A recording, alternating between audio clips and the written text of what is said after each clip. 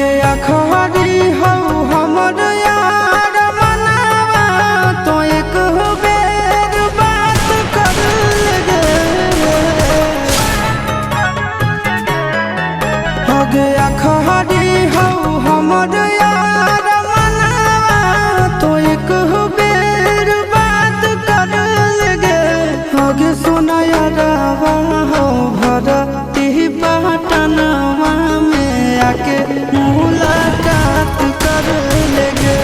आगे सुना यारावा हो भरती पटनवा में आके मुलाकात कर लेगे। आगे चली जाइबौ छोड़ी के दुनिया विदाई अपने हाथ कर लेगे। आगे सुना यारावा हो भरती पटनवा में आके मुलाकात कर लेगे। आगे सुना यारावा हो भरती पटनवा में आके मुलाकात कर लेगे।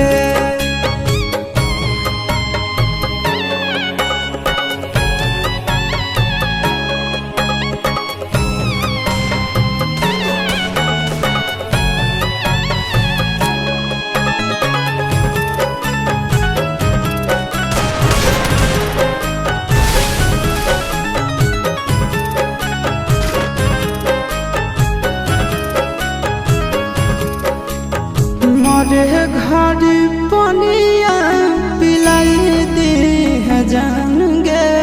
कफन ढाई दी है टूटत ही जब प्राण गे। मरे घड़ी पनिया पिलाई दी है जान गे। कफन ढाई दी है टूटत ही जब प्राण गे। आगे हमारा से तोरा प्यार होता भेंट साक्षात कर लगे। आगे सोना यारावा हो भरती पटनवा में आके मुलाकात कर लेगे। आगे सोना यारावा हो भरती पटनवा में आके मुलाकात कर लेगे।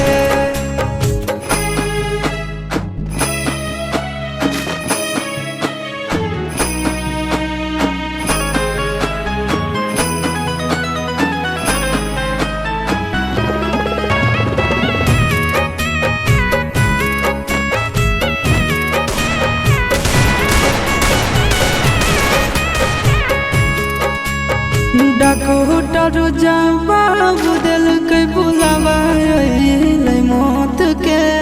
देखी के चेहरा जानू चल जाई है लौट के। डॉक्टर